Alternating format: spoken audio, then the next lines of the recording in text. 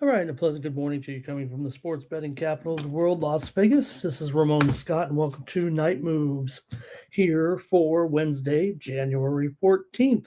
Got kind of a light show tonight, light card anyway, in the NHL and a few games in the NBA. We got some big college basketball slate. I've selected a handful of games to go over tonight. Let's get ready for fun sports betting day. Not a lot of action, but we'll cover all the big games here on the show tonight. Thank you for joining me here on the Tony's Picks YouTube channel. Get ready for Wednesday night's action after a pretty interesting day there on Wednesday. We certainly had Tuesday. We certainly had a few upsets along the way here, and lots of coaching moves too off of the NFL season here. More action off the field than on the field pretty much on Tuesday, but there were some pretty good games in there. How about that Tennessee win over Texas A&M in 2 overtimes? The Aggies led by 11 there in the first half, but the balls were a little more clutch maybe on the free throw stripe, or maybe they just took more free throws as Tennessee got the win there last night over Texas A&M, and also Kansas. Man, they dumped Iowa State, handing them their first loss of the season there yesterday, 84-63. So that 16-0 start. Kansas led by 21 at halftime. So look, Kansas is 12-5, but they played the second toughest schedule in the country this year, and they were able to get that win and hand Iowa State their first loss. Villanova over Providence, 88-82. Villanova led by 12 at halftime. They're 5-1, and they're tied there for second in the Big East with St. John's behind UConn, of course, which beat Seton Hall 69-64. UConn led by 13 at halftime. Seton Hall did a pretty nice job to kind of fight back there a little bit, but it was a brick fest to say the least. The two teams were combined 4 for 33 from three-point range in that game. Connecticut has won 13 in a row since they lost to Arizona back in November. Creighton over Georgetown. Georgetown scored at the end of regulation. There was that long review. The hoop was waved off. They go to overtime. Creighton wins it 86-83. Georgetown led by 7 with just 2 minutes to go in the game. But they kind of choked. They should have had that one. You don't see teams blow games in the fashion that they did. UNLV in overtime, late action here, just I'll say a short time ago, but UNLV 89-85 in overtime. How about Gibbs Lawhorn? 33 points in that one. The Rebels got the win finally in a close game. That's been their bugaboo so far this season. Boise's lost 4 in a row, 2 of them in overtime in the old Mountain West. Also, Wisconsin over Minnesota. Both teams hit a three-pointer there in the last 5 seconds of the game, and the Badgers are the one that counted there in that one. I had Minnesota as a premium here on the site. Didn't have a great night on the site here. We'll go over to Tony'sPicks.com and review. Also, Virginia beat Louisville 79-70. Still went under in that game. You think of the way Virginia is playing these days. And from the old Sports Chat Place database, you might have noted last night. Virginia and Louisville had gone under the posted total in the game between Virginia and Louisville in 108 of 110 games. That's 100 in the last 108 out of last 108 out of 110 games. Virginia's ACC night games had been under 154 points. That streak continues. I mean, I know it's a little bit different Virginia team now. But that one had to be pointed out, and it still stayed under despite what we were expecting. Their Cavs never trailed in that one. Uh, they've won, like I said, 4 in a row. Mikael Brown missed the game again there for Louisville. The line didn't move that much on his announcement. Of course, Louisville's other star player was in. He was a little bit questionable in the game. So pretty interesting night there of college basketball. And I had some ups and downs of the picks here on the show. But we did pull off a few winners here on Night Moves, I think.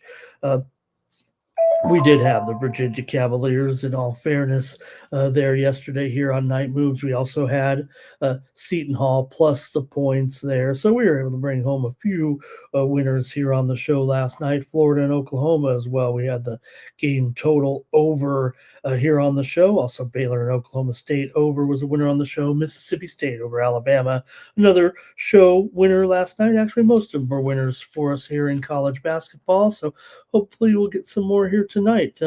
Looked at 5 games. Maybe we'll take some requests. Again, a lot of good games tomorrow. In college basketball, we got a 7-game card in the NBA and 4 to look at in the NHL. So we'll get to it here. Thanks for joining me on the show. Thanks for everyone in the chat. The chat pros are here, ready to give some picks as well. Let me see who is here, actually. And, let me put up my Tony's Picks banner a little bit. And here we go. There we go. And let's see who's here. All right, Mr. Weskers, he's ready to go. Nice to see you, Mr. Weskers. Great to have you as always. Greg Gibson here as well.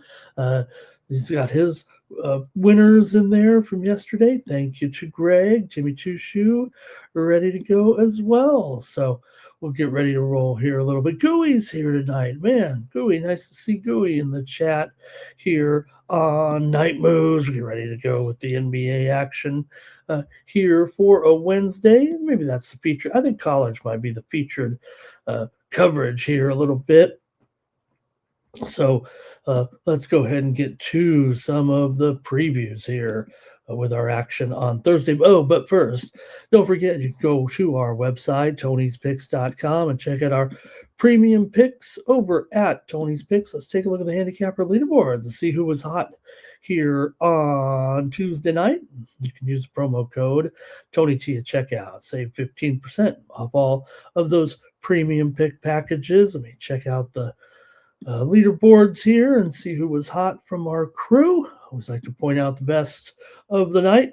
And the VIP account and shows you, man, was it a tough day yesterday? A little bit of a thin leaderboard.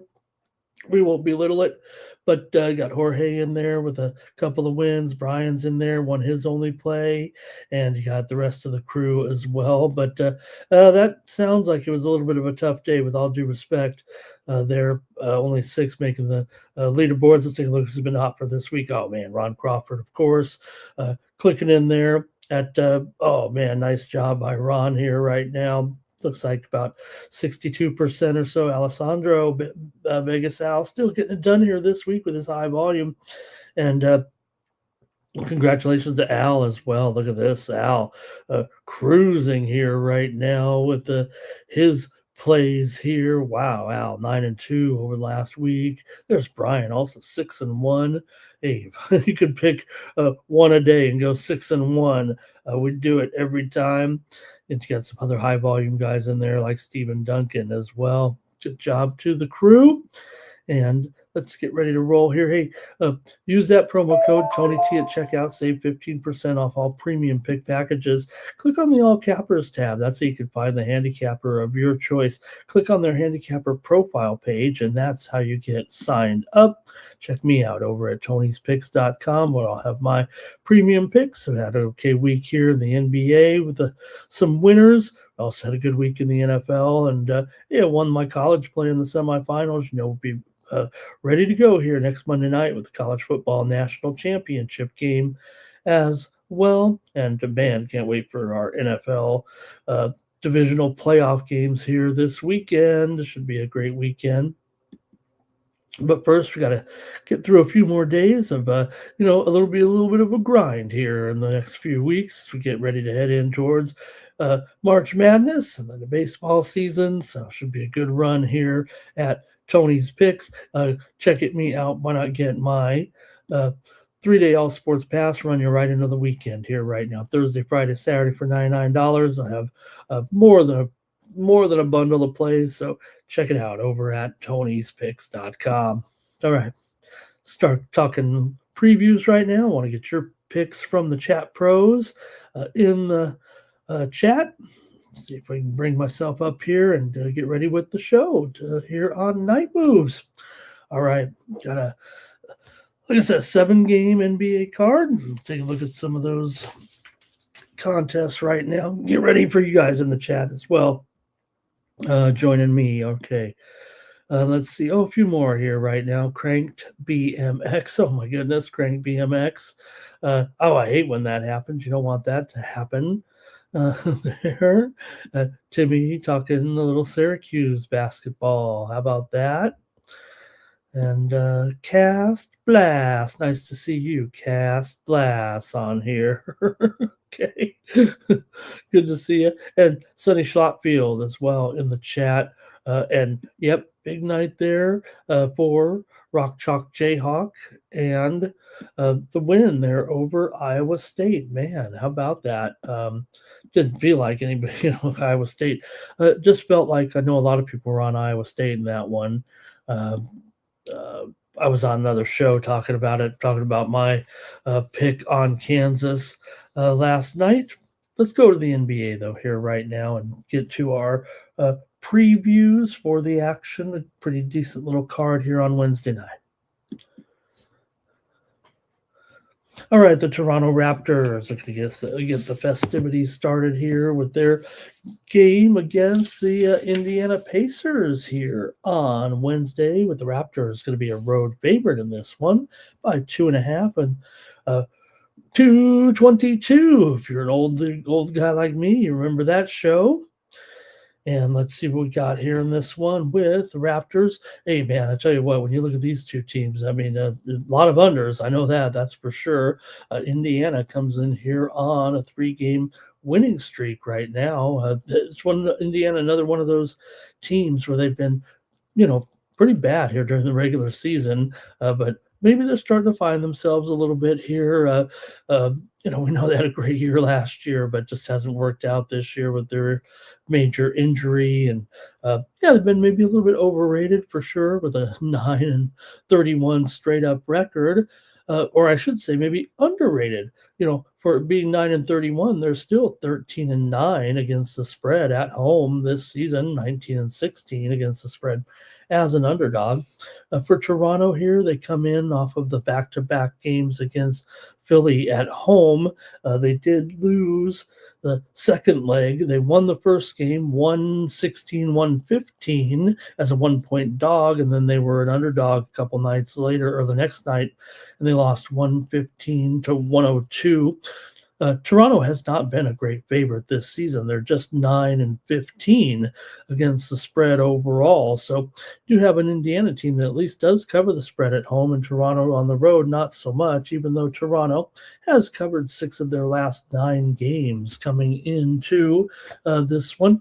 Toronto's also gone under in 11 of their last 16 games overall. Toronto is 8-16 to the under as a favorite this season. Indiana is 14-21 to the under as a dog.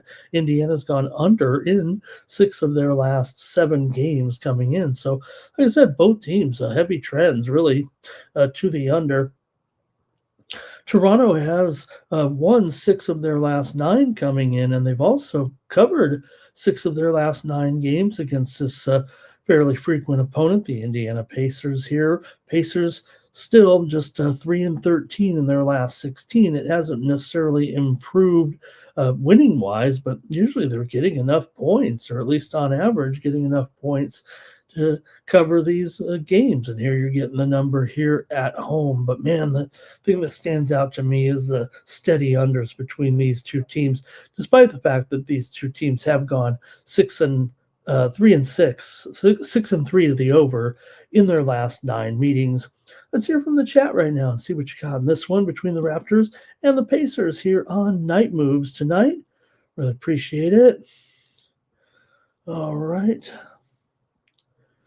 And we got here. Oh, okay, Sonny, I got you, man. Yeah, hey, you know me. I'm a big Nebraska fan. Here we go. LALB, he was talking about his winners there. Mr. Westwood says the Pacers ruin his spreads. I mean, that's the funny thing about it, right? I mean, you could be one of the worst teams in the league this year, like the Pacers have been, but usually they're just getting enough points there. All right. Let's see here. BI to hit some threes. Andre says Pacers and the points. Maybe the under there for him. Greg says Indiana keeps rolling here. He likes them to win this game there, and that looks like an under to me.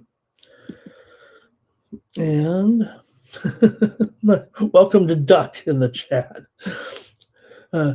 Let's see who else here. Greg says the dogs will be barking on this Wednesday.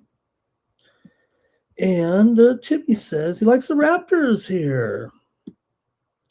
LALB likes the over in this one. Greg says Pacers and the under here. All right, yeah, I got to go with the under in this one. I mean, these are 2 pretty hardcore unders. Yeah, maybe in the season series a little bit. It does go over. These 2 teams met twice back in November. Indiana lost them both, including here at home, 129-111. That one did go over 235.5 and a 129-111 win for Toronto. The second meeting was a big time under, though, as Toronto won at home 97-95 as a 9.5 point favorite in that one. Big time under there. It was 233.5 in that one. So, you know, this game is about 12 points lower than that one right now. But again, you have a Toronto team here that, as a favorite, they do go under 67% of the time. And as an underdog, Indiana goes under 60% of the time. So I think I'm going to take the under here in this one. Timmy says that that the Pacers seem to be turning a corner a little bit, and says the Raptors are playoff bound. It does look like it right now. It's close here, obviously, but Raptors are doing a pretty nice job this season, no doubt about it. Maybe even overachieving a little bit. I know we'd like to see them a little bit more here, but yeah, right now looking pretty good within the playoff bubble. See what else we got here. Timmy says he doesn't like it though. A little bit of revenge. You might be worried about that.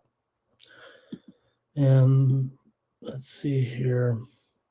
Greg says they owe Toronto, right? He says because of the season series right now, you've seen the Pacers win the first 2 games here. Although I do have the Pacers winning the meeting back in December. I'm sorry, in last February, last meeting of last season, Pacers won by 20. All right, and let's see here. And Timmy says he likes the revenge angle here a little bit for Indiana. No, I'm with you. I'm probably leaning Indiana for sure in this game. Like I said, they just continue to get the money. But 2.5, not a lot of points. You almost got to win this one, but I'm going to take the under. I think that sounds like the better move. All right, next up. All right, now this one's interesting. I mean, this is the matchup that is like the Mr. Interesting battle of the day here, if you will, with Cleveland and Philadelphia. Right, you got two teams that have pretty much they do have pretty much the same record. Cleveland 22-19, Philadelphia 22-16. Well, okay, maybe you got Philly there by a game and a half, but better, but still 22 wins each here. But it really doesn't compare to the team spread record. So they both have 22 wins. They're both pretty decent teams here. But Philadelphia is 23-14 against the spread. Cleveland's 13-28 against the spread. So Philly underrated, Cleveland overrated this season when it comes to odds makers and bettors here. And that's been the case. I mean, that's been the storyline of these teams the whole time. I will say this, though, as Philadelphia, we've talked about them being a good spread team, but it's mostly on the road. They're actually 9-10 against the spread at home. Now they are 14-8 against the spread as a favorite. And, Cleveland has just been dismal, but, I think that the numbers are starting to catch up a little bit. That was a little bit of a weird run there at the beginning of the season for Cleveland in some of those contests. But no matter how you look at it, Philly is a much better spread team. Now, how that equates when you're talking about a game that's virtually a pick 'em here, that might be what the job that we got to uncover here. Cleveland has gone just 1-5 against the spread in their last 6 games coming in. They've beaten Philadelphia in 4 of the last 5 meetings. The team's already met once this season. Cleveland actually won it at home, 132-121, but they didn't cover the spread in that one. They were favored by 11.5. That's how long ago this was, but it just kind of emphasizes what we've seen from Cleveland, just usually favored by too many points. And even in that one, when they were favored by 11.5, they only won by 11. So it would make sense that Cleveland, which has won 4 out of the last 5 games against the Philadelphia 76ers, are just 1-6 against the spread against Philadelphia in the last 7 meetings between these two teams. Philadelphia has covered 6 of their last 8 games coming in. They've won 6 of their last 8 games as well. Philadelphia has gone over in 8 of their last 12 games overall. They've been a little bit of a team to the over so far this season. Cleveland's been a bit of an under team, but they are 10-7 to the over on the road, despite the fact that they've gone under in 6 of their last 9 games. 5 straight meetings between these two teams, however, have gone over. So let's hear from you in the chat here in this one and see what you got. Really appreciate you guys being with me here on Night Moves. Let's go to the chat pros here and see what they got in this one. Mr. Wesker says the Cavs can take a hike. Basically, he's not too fond of this. Anybody who's bet this Cavs team this year is not happy. I'll tell you that. Again, I mean, Cavs basically hitting about 30% against the spread this season. Really bad. Timmy says he likes the under. He doesn't think they go nuts. I don't know, man. I feel like this one, like I said, the season series, they've met just once this year, but 5 straight overs between the two teams. Let's see here. Andre says, take the Cavs. He does like the Cavs here still to get it done. Should, as with any Philly game here, take a look at the injury report. Might be important here in this one, especially after what we saw. Let's see here what we're dealing with here. I'm showing the total actually moving here to about 237.5 right now. Embiid probable, Embiid probable, George probable, Dean Wade questionable. So see the stars of Philadelphia in there, it sounds like. Hello to Cal Dog in the chat today. Let's see here. Greg says it looks funny. Probably money. Take Philly 120-117, he says. And Andre taking the Cavs here. LALB liking the over in this one. Greg says someone's out for sure. Spread's too low. The Cavs should be favored, he says. Well, I don't know. Why do you think that, Greg? Well, I know why Greg might think that, but like I said, I mean, you're dealing with 2 teams basically the same record, and it's almost a pick 'em. All right, let's see here. Also, hey, Step Papa Steve. Nice to have Step Papa Steve in there. Good to have him in the chat. Also here, Cal, let's see.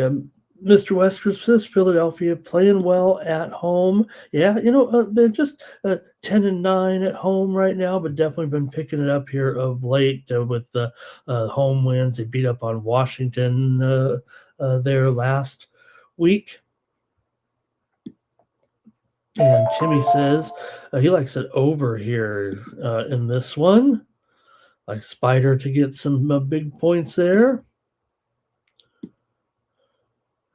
Yeah, and Mr. Says Ramon, don't forget, it's not just about the straight up, but it's about against the spread too, where they've been definitely been covering more home games of late. LALB's on the Sixers here. Cal Dog says he's going over. Can't trust the Cavs right now. Timmy says, when you got Embiid in there for sure, that kind of holds things back a little bit. Hey, Gerald Dreyer, man.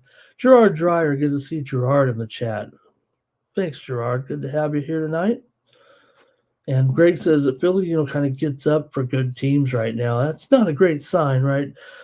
Again, you talk about playoff bound teams. Hey, these guys are fighting here a little bit to make sure that they can get into the postseason here. I mean, they're kind of right on the edge, I would think, right now with these two teams.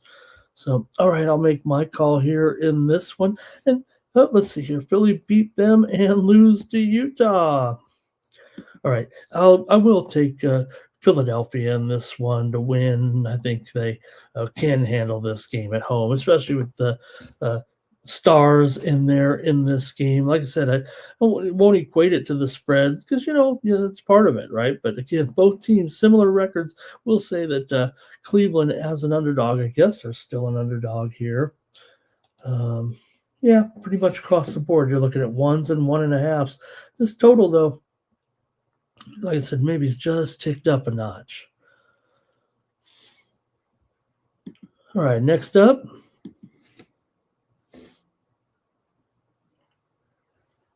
Utah Jazz on the road taking on the Chicago Bulls. Bulls favored here by 3.5. Maybe 3 now. In fact, I'm starting to see maybe even 2.5s here as the move looks to be on Utah a little bit. Utah certainly has had their struggles, but they did come through big time the other night with a win, 123-112 at Cleveland. That's Utah for you. They'll shock you here and there, right? They were getting 13 in that one, won by 11. We have the Jazz on that night.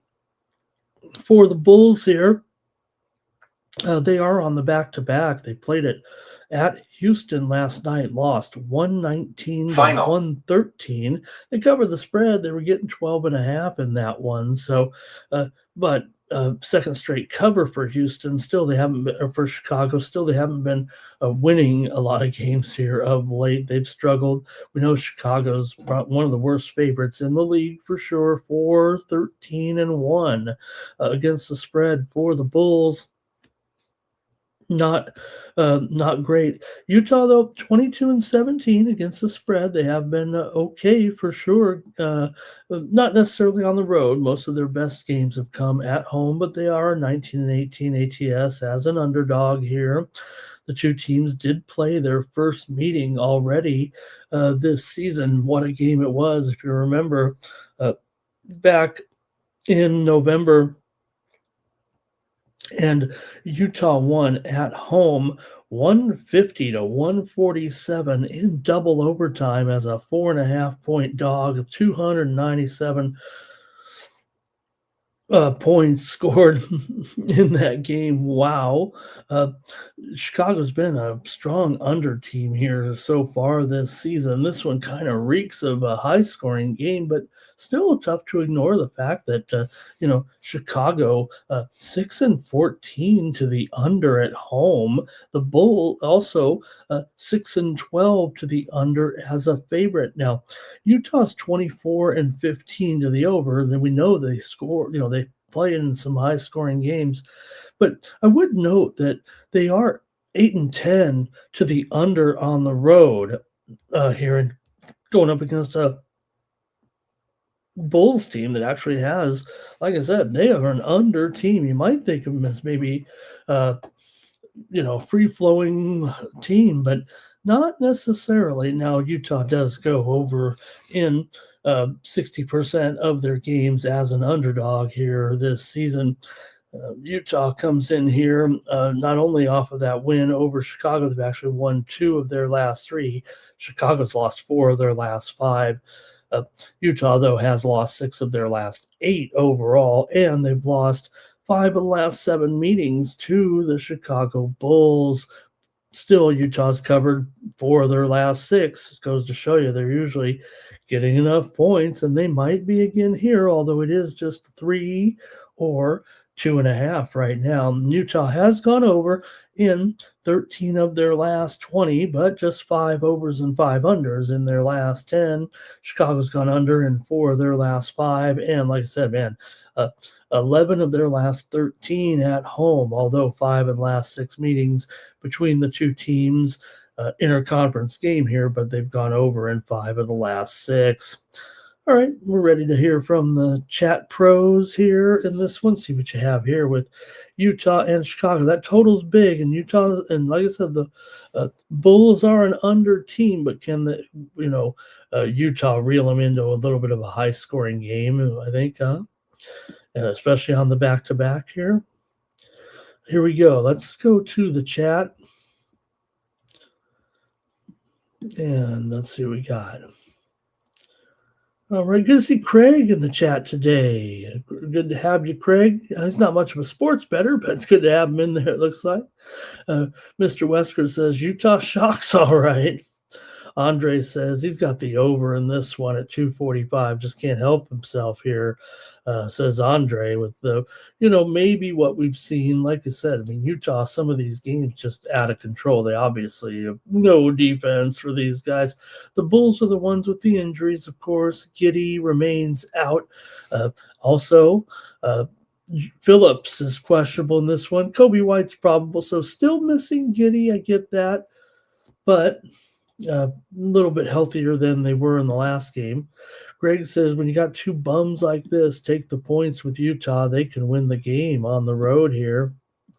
Again, Timmy says the Bulls have been not too good the last few games. He'll play them. And let's see, Chicago's probably tired, Greg says here, and getting the points. Let's see, Chicago probably tired than they good getting points. Yeah, but they're favored, though. We know that. They're favored to win over Utah for sure.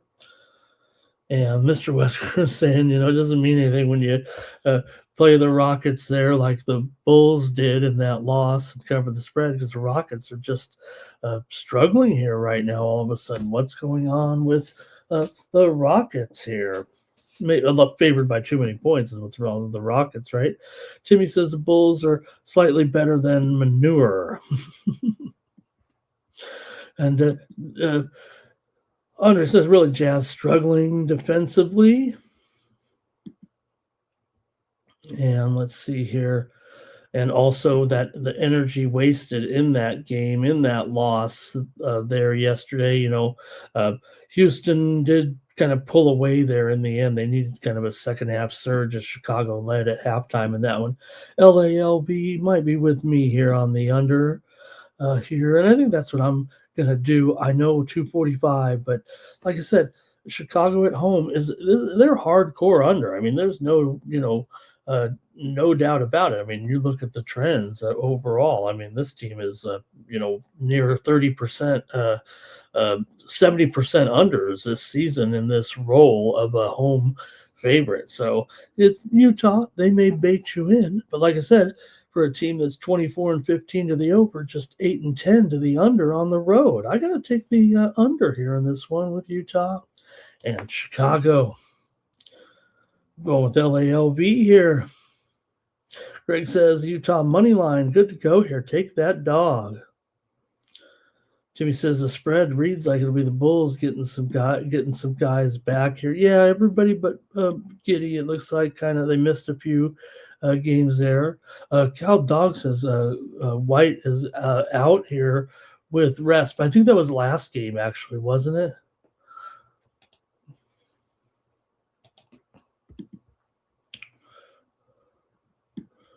All right, let's see. Could maybe overtime, Greg said.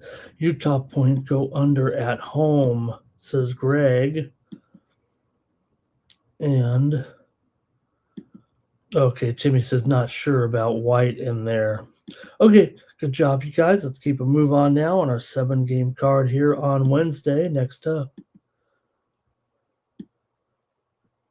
Well, we got a real barn burner here with the Nets taking on the Pelicans on Wednesday night, and we're previewing them all until we get to the until we get to April or so, and then we'll once baseball starts, we'll kick games like this to the curb. But Brooklyn comes in losing 4 straight coming into this one with losses to Orlando, the Clippers, Memphis, and last game they lost to Dallas on the road, 113-105 as a 3.5-point dog.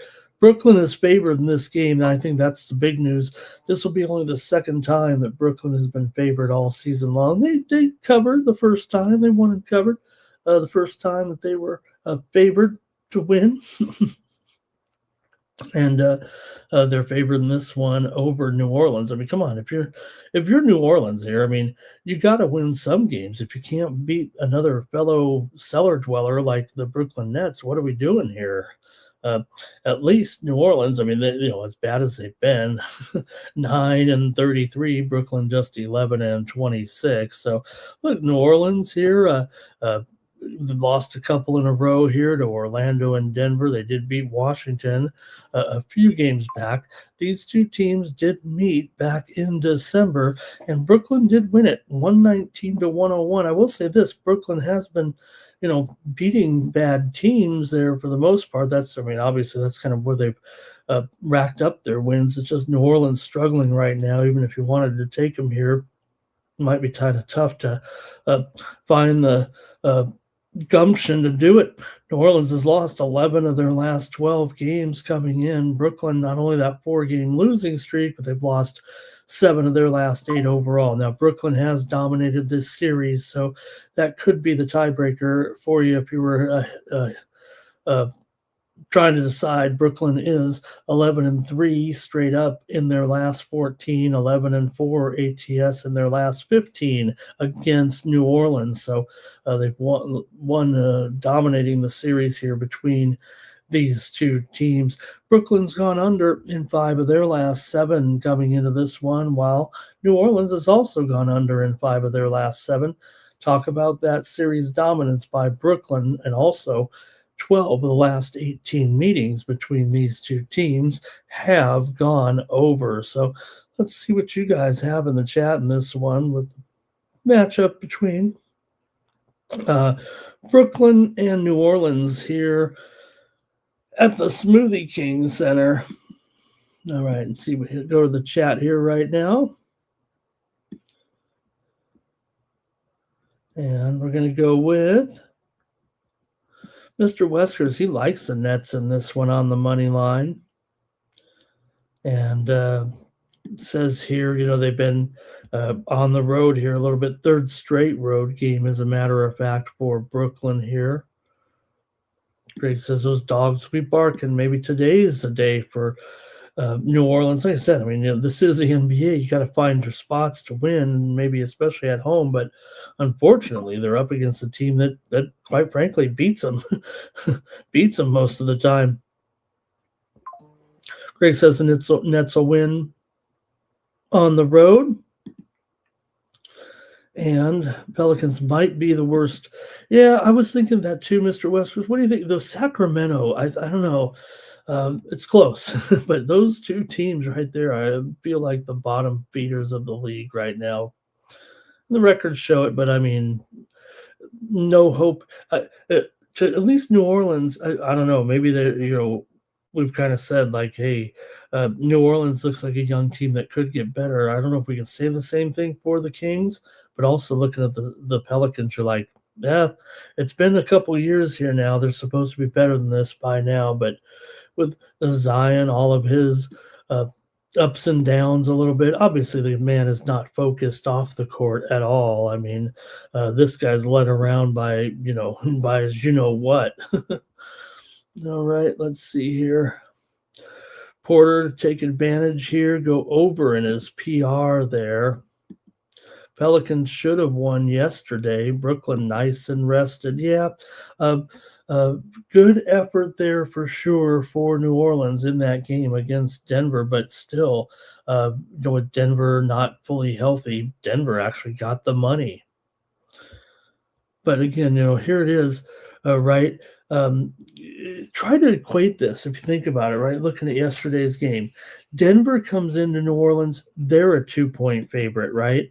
And they did, beat them and covered, which is, it's interesting because are you telling me that a Denver team, well, now Murray, that was an issue too, obviously, there in the game yesterday, at least heading into the game. But then Murray ended up playing in the game and he had just 35 points. But still, even with Murray in the game, the spread for that game, when the game actually went off, was still just 2.5. So a Denver team without Jokic is a 2-point favorite against the Pelicans, and now the Nets, one of the worst teams in the league, is also only a 2-point favorite.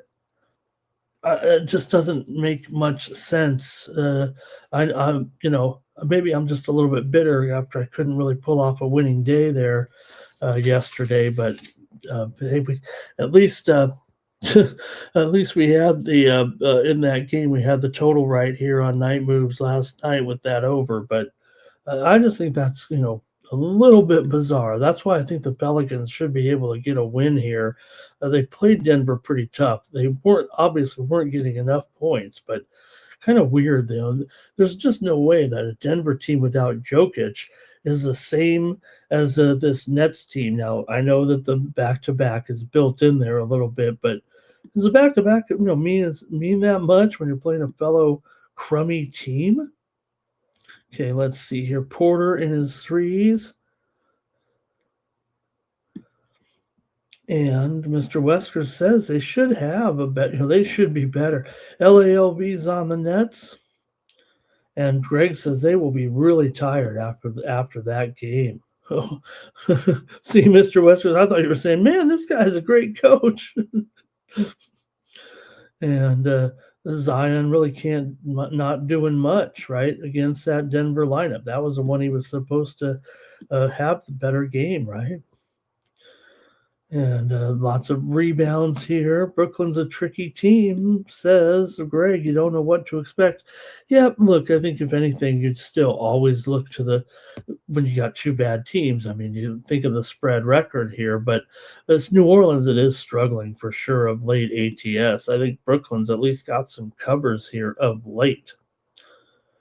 All right, let's see here. Timmy says he likes Charlotte game. Oh, the big threes. Hey, Jay, nice to see Jay in here. Says I take too much time getting to the point. Yeah, you might be right. But you know what? We like to get to all of the picks in there, Jay. We like to highlight it's not about my picks as much as it is, I think, about the chat pros and giving us that great advice in the chat. So I'd love to hear from you with your picks as well. All right. If you really want them faster, just get the subscription, and it's all written up, and you get my best plays. All right, let's see here. Pelicans were winning the whole game, and they fell apart. Yeah, and let's see here. I think that is it, though, actually, on this one, and I got to make my call here in this game. And I got the under here in this one as well. Give me the under here with Brooklyn and New Orleans. I'll take under 229 here right now. Man, 4 games and 3 unders. We don't need to just go under, I guess. All right, let's keep it moving here right now and go with the Nuggets are on the road here, taking on the Mavs. And this one's a pick. Mavericks could be up to a 1-point favorite. Starting to see a little bit of movement here. Maybe the Mavs will be the favorite. We just talked about Denver, so I don't have to talk about them anymore. Save some time. there. But Denver 27 and 13 coming in. Dallas opposite here, pretty much 15 and 25. Denver coming in with wins over Milwaukee and New Orleans. They've been covering here, like I said, ever since Jokic went out. You can say what you want about him not in the lineup and how it will affect them. Denver's doing just fine without Jokic. I think it shows that why they still are a formidable team in the West, and with a healthy Jokic, can still do battle with the Thunder for sure because of how good this team has been doing. For Dallas here, meanwhile, off of a win over Brooklyn, 113 to 105 last time out. It's a 3.5 point favorite, but Dallas 12 and 9 against the spread at home. Denver 14 and 9 against the spread on the road. Denver's the better spread team here, the better cover, if you will. It's just that Denver here will be coming off that back-to-back. Dallas is rested after their win over Brooklyn, although they have lost 2 of their last 3 overall. For Dallas here, they come in just 4 and 8 in their last 12 games straight up, 2 and 7 against the spread in their last 9 games overall. Denver has won and covered 4 of their last 5 coming in. They've gone 5 and 1 ATS on the road in their last 6 games. Dallas has gone under in 6 straight games. They're 8 and 13 to the under at home, although Denver is 15 and 8 to the over on the road. So you might be conflict there a little bit, but 4 of the last 5 meetings between the two teams have gone under, and Dallas has gone under in 6 straight games coming in right now. So see what you got in the chat. This feels like supposed to be the Dallas spot with the game at a pick 'em, and again, like I said, even with last night's game, right? When you talk about the spread and Denver getting the money last night, Christian Brown questionable here. Valanciunas remains out at this time. We got the bad news with AD today. Look, I mean, we could complain about AD being injured, but when you got to go for surgery, I mean, you can call him fragile, but you can't say that he's faking it or anything like that. He's got I think they said a torn ligament in his wrist, not a broken wrist, right? I think they said surgery for some torn ligaments, but Brandon Williams questionable, PJ Washington questionable here for Dallas as well. Gafford is probable with an ankle turn here in this one, but just bad news. And you think of Anthony Davis and Kyrie Irving. What did they say? They played together 13 minutes on the floor together. That's been the disaster for Dallas, and that just looks bad for what this organization and the moves that they've made, right? All started with Cubans selling the team. All right, let's go to some of the chat here and see what we got in this one. Appreciate it. Here we go. Timmy Two Shoes is on Dallas. He said a few teams fell apart last night. And Mr. Wester says, Ramon, don't forget about the Timberwolves. They continue to astound as well. Final. But it is really doing yourself a disservice, Mr. Wester, not including the Thunder. I mean, you can be that guy and say, look at me, I'm fading the Thunder. But it's hard to argue that their team is the dominant team in the league this season. Let's see here. Timmy likes Flag to have a big game in there. And Greg says Dallas can get this one. This one sets up better for them, probably with on that back-to-back, right? Cal Dog likes the Mavs too. But Mr. Wester says, this team, this offense just isn't good enough. And Aaron Gordon might have a good matchup here, he says. And Greg says, so far they've been pretty even without Joker. Take Dallas. That is not true at all. They've been just fine. They've been strong here without Joker right now. Actually covering, I think, at even a stronger clip here. Like I said, 4-1 ATS the last 5, although I think he's been out a few more games than that. And there was a stretch in there where they weren't covering, that's for sure. I think the first adjustments, but maybe that's good coaching. LALV likes the under here. And Mr. Wesker's not believing it. He thinks it's a fake surgery.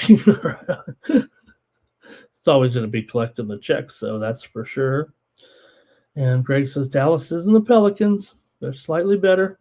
Hey, you want to say hello to Zane Youssef in the chat tonight. Nice to have Zane in there. I think he's looking for a safety dance here, possibly. And Greg says, no Edwards, no problem. Oh, and talking about that. Okay, I'm going with Denver here still. I'll just take my lumps if Denver doesn't win this one against Dallas. I'd rather take the team that, hey, they're much better straight up here, obviously. Like I said, complete opposite records here. And Denver's just done just fine without Joker, and I'm not going to sweat the back-to-back here a little bit in this one, just coming over from New Orleans, not a far jaunt at all. And Denver wouldn't have won rings without Joker. Oh, no doubt about that. All right, Christie for 3 threes. Let's keep it moving here right now. A couple games left in the NBA. Plus we're taking our time because the schedule's kind of light, although the college schedule is massive, let's face it. I feel bad only picking 5 games. I had trouble deciding which games to pick, so maybe we can take some requests tonight. All right, here we go. Let's go to the Knickerbockers on the road here against I'm going to vote for Sacramento as the worst team, but all of a sudden they've won 2 in a row. So watch out. The Kings here lighten the beam twice over Houston and over the Lakers there the other night. What a shocker that was.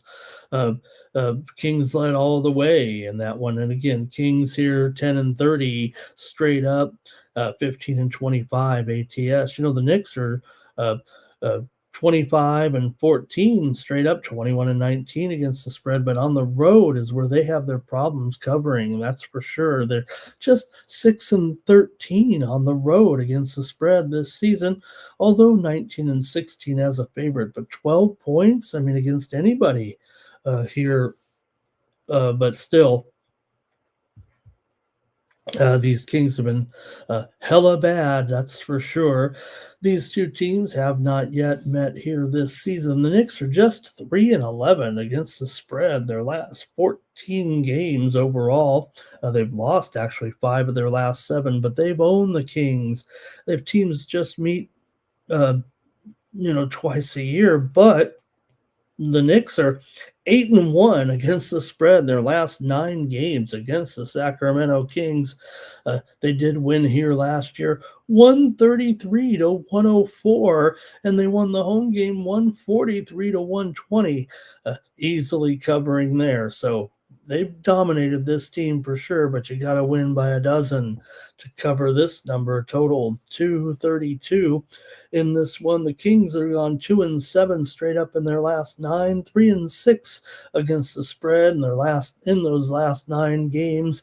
13 of the last 20 meetings between these two teams have gone under. Sacramento's gone under in 5 of their last 6 games here at home. Let's hear from you in the chat. In this one between the Kings and the Knicks here in Sacktown. All right, let's go to the chat here and see what you got in this one. All right, it's going to be Knicks by 20, says Jimmy Juicy. Likes the Knicks to blow them out of the water here in this one. New York to blast them out of the arena. And let's see, Kings money line maybe for Mr. Weskers there. That'd be a good score here. Look, the Kings have won a couple in a row. I want to say hello to the Bronx in the chat today. Also, Toaster Poodle joining us in the chat. Thank you, Toaster Poodle. Not much opinions from our new visitors here on sports betting, but it's nice to have the viewers here today. Make sure you hit the like and subscribe here at the Tony Spicks YouTube channel, 50,000 subscriber juggernaut, one of the top handicapping channels in all of YouTube sports handicapping channels. All right, let's see here. Timmy says McBride for 3 threes, Clarkson for a couple of threes. I think Timmy's on the Knicks. Greg says Knicks will crown their, you know what, beat them 122 to 110. That's going to be right on the number, but that's a big time over from Greg right there. Knicks, look at LALB says the Knicks have been crushing the Kings. There it is. And let's see. Cal Dog says he would have went to this game if you known the Knicks were coming to town. Zane says, just skip this game. This is not a great game, says Zane. Appreciate it, Zane. And Greg says, it's just a practice game for the Knicks. Cal Dog liking the over here. And LALB's on the Knicks.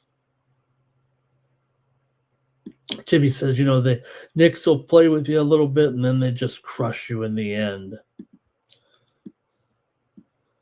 And Mr. Westwood says, you know, I don't know if there's anything to those last two wins. Obviously, Mr. Westwood already talked down about Houston a little bit, but still, Houston's been a pretty good club this year. Kings beat them by 13. They beat the Lakers by 12. Could it be, man, if they could get a sweep of beating the Houston, the Lakers, and the Knicks, this would be the best results of the season. I'm going to say that the success gets to the heads of the Kings here. I'll take the Knicks to roll them here in this one right now. Give me the Knicks on the road. So that's a pretty good stat, the dominating series here for the Knicks. Granted, they only play a couple times a year, but I think Schroeder's still out, right? Another suspension here a little bit. And then Keegan Murray. He's also out of this game. So Yabusele is questionable there. And hey, I want to say hello to Narayan in the chat. He says, who are you calling the Knickers there? That's right, the Knickerbockers. Narayan, nice to have you in the chat. Who are you calling the Kickers? All right. Good to have you guys in the chat tonight. Man, we're down to the last game. Man, I want to go even slower. We're running out of NBA games here. All right, well, here we go with the Wizards and the Clippers. Another couple of weak teams, but talking about turning it around. I mean, obviously the Clippers, whatever was going on there at the beginning of the season, I know we were kidding about it with the Chris Paul disease or whatever is going on, but the Clippers have definitely turned it around somewhat, even if they did lose a couple of games after their big winning streak. Now they're back to winning again here right now and covering consecutive wins over some weak team. Detroit's good, we know, but they beat Brooklyn, they beat Detroit on the road, covered the spread, whipped up on Charlotte here 2 nights ago. We were on the Clippers in that one, so they are favored by 12 here now, and maybe that's starting to get a little bit too Clippery, a little bit too much, but Clippers still on a roll here right now, having covered 10 of their last 12. They've gone 10-2 straight up and against the spread right now in their last 12 games overall. Washington just 1-4 straight up and against the spread in their last 5 games. The Wizards are 0-8 against the spread against the Clippers in the last 8 meetings between these two teams. 4 of the last 5 meetings between the two teams have gone under. Washington's gone under in 7 of their last 9 games overall. The Clippers have gone over, however, in 4 of 6. We know the Clippers kind of one of the more under teams, if you will, in the league, but their records still show they're kind of 50-50 on those. But just been dominance by the Clippers. These two teams have not yet met this season, but they met a year ago here, and it was 110-93 back in January of 2025. They were favored by 14.5 on that night, and they won by 17. Here they're only favored by 12. Here, but I don't know. Still, the Wizards have gotten a few covers. Still 7-12 ATS on the road, 14-21 ATS as a dog. Now the Clippers don't have a good spread record either, but remember they had some struggles here a little bit for sure. All right, welcome, Ryan. There, he says he's in. He was in Australia. Okay, he's in Australia watching. I know the uh, NBA is big in Australia. I know the NBL is big in Australia too. I'm a big NBL fan. There, Ryan. Tell me if you watch the NBL there in your home country of Australia. One of my favorite leagues to watch. Look, I do this late night show and then usually get right into an NBL game.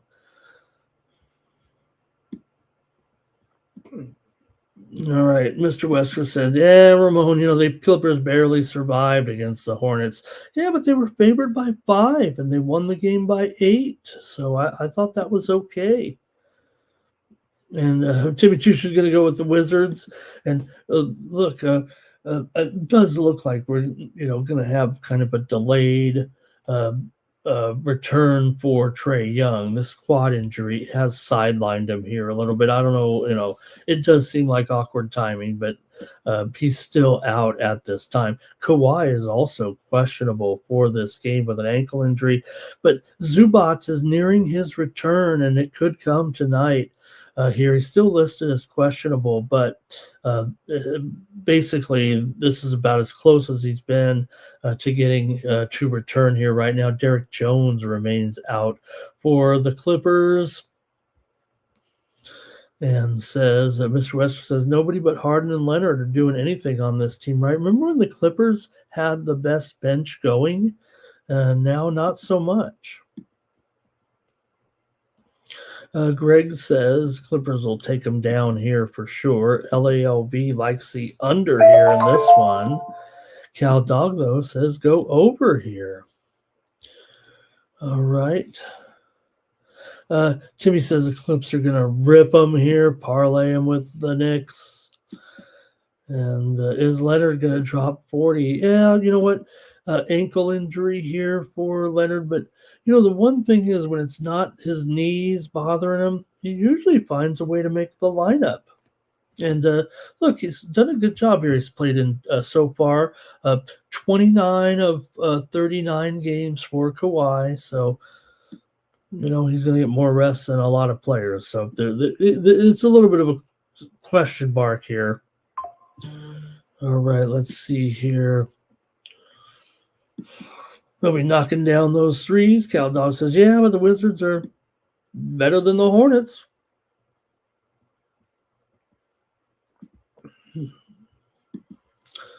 LALB, thank you very much. Nice to see you. Thank you for participating in the chat pros tonight. Always great to have you. Hey, Jive at 5 is joining us in the chat. Nice to see Jive at 5. He says the Lakers got a better bench than the Clippers. Isn't that right? I mean, funny to say that, right? The Clippers, last 2 seasons probably had one of the better last year. I thought they had the best bench going, but not so much. I think that was part of their problem for a lot of that part of the season where they were just so bad. And Mr. Wesker, you got to think Mr. Wesker's right that this look, I love the young trio now, and I'm not talking about Trey Young. I'd almost try to, I'd rather just go with these guys, but maybe Young can assimilate to this team a little bit. All right, I'm on the Clippers to roll here in this one. We finally got around to the pick, didn't we? All right, your guys' picks are more important than mine, but I'm always willing to make a pick on every game here on Night Moves. That's what we do here on the show. All right, let's get into a little college ball here, shall we, with the action on Wednesday night. Got some good games here. I think we can find a handful of games here, and maybe we'll add a few as we go along, because like I said, I took the top 5 games on this card, but there are a lot of good games here. It didn't feel like some of the top teams were in action there last night. So, look, it's a mix of major conference and mid-major here. Let's get to it. And there's Jay. Yeah, Jay, it does look like Kawhi. Have to say question. But I always say, like I said, when it's not Kawhi's knees, he usually can make the lineup. it feels like. And this is an ankle turn here right now. All right. And Jimmy says Kawhi's been going nuts. And look, I'm unabashed. I think Mr. Weskers knows I'm a big Kawhi guy here. So I don't like the Kawhi, like I've always say. I mean, this guy has no cartilage in his knees, and he still dropped 40 on you. All right, let's go to college ball now and take a look at some of the best matchups in college basketball here for Wednesday. And we'll start it off here with the Iowa Hawkeyes taking on the Purdue Boilermakers. And, earlier I talked about are some of the teams at the top of the charts here right now. And look, my poll may differ from yours, but Purdue here right now, probably a top 5 team for sure at 15-1 coming in. Iowa comes in here off of a couple of losses right now. Conference losses to Minnesota and Illinois.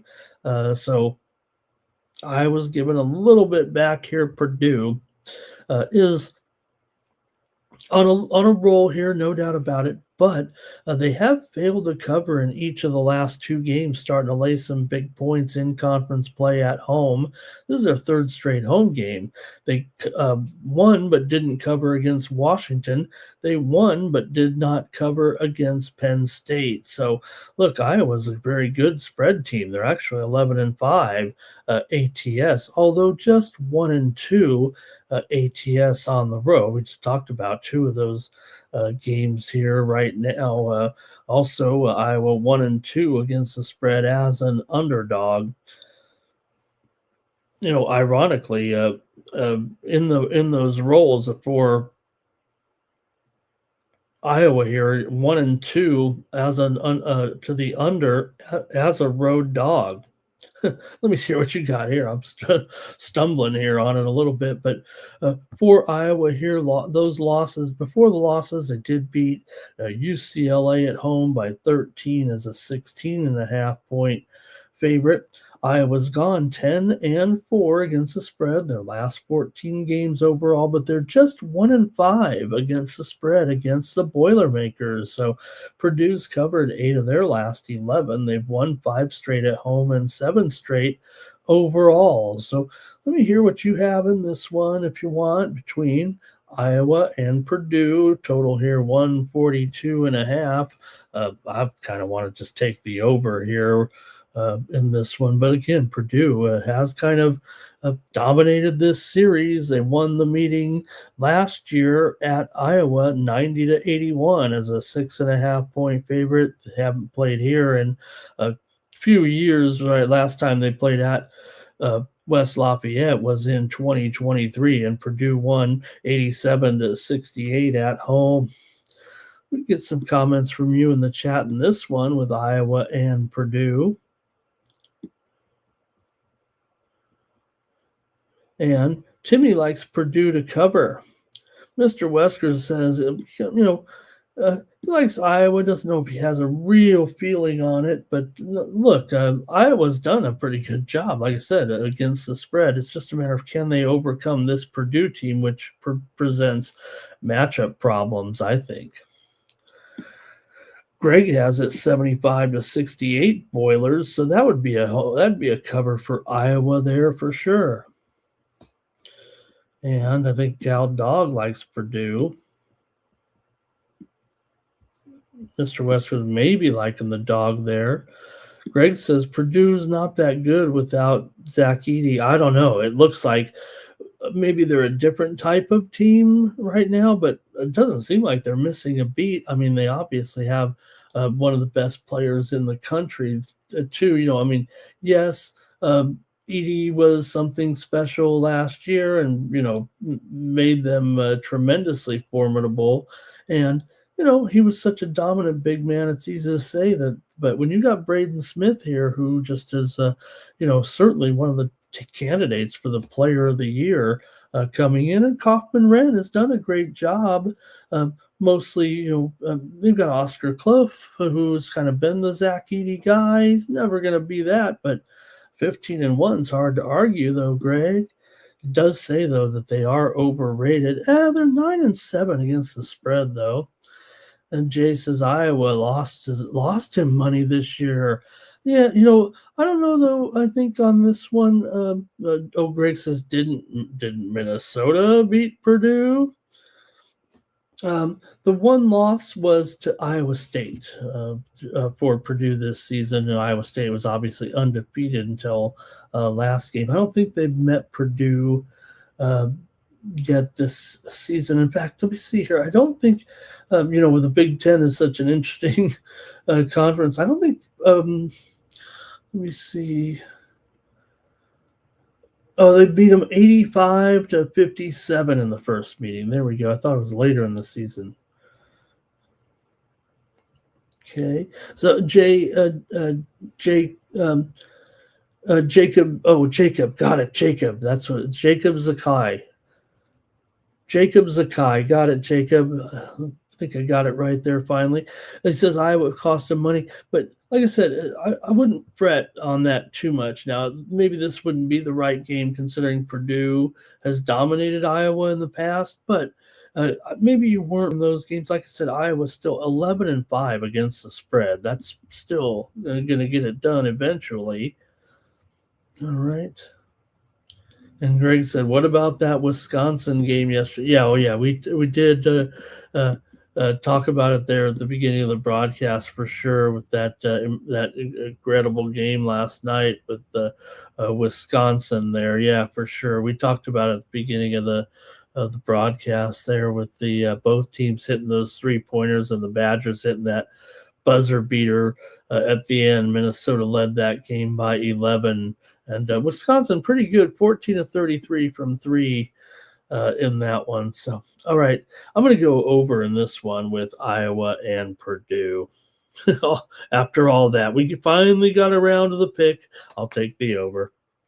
Mr. Wesker.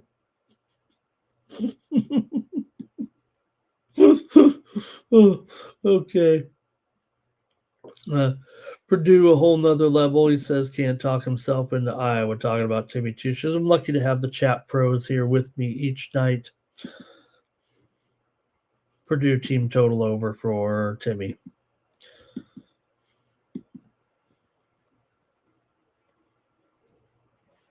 Let's go to the SEC right now for this next one with Auburn taking on Mizzou here. Auburn's 10-6 coming into this one. Missouri comes in here with a record of 12-4 right now. Auburn has won here. 10,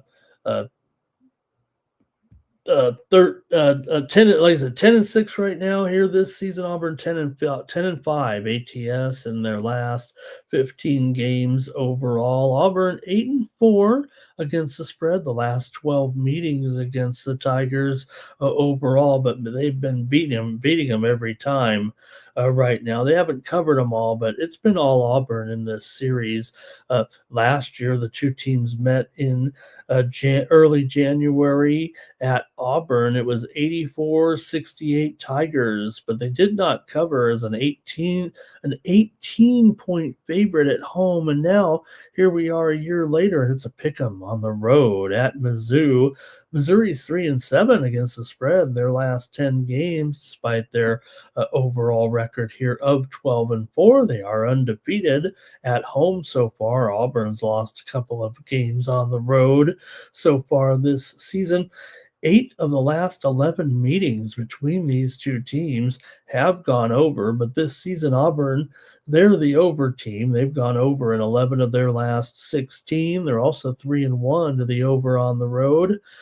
For Missouri here, they're the under team. They've gone under in 4 of their last 5. They're also 4-7 to the under at home and 6-10 to the under overall. So let's see what you guys have maybe here with this one between final Auburn and Missouri here, college basketball action for Wednesday night. And I want to hear from you in the chat in this one. Uh, Auburn did start the favorite. In fact, I'm starting to see Missouri favored here in a couple of spots here. So it feels like it has shifted. It feels like the favorite is shifting a little bit to Missouri. This total 155. Yeah, look, the last year's game was 152 at Auburn here, but I think when you look at a, a team here like Missouri, kind of going under here at home, and that total being pretty high here, I'm going to take the under at 155 as my play. I know this series is an over series here, but I'm taking the under 155. See if chat coming in here a little bit. Yeah. All right, let's see what we got.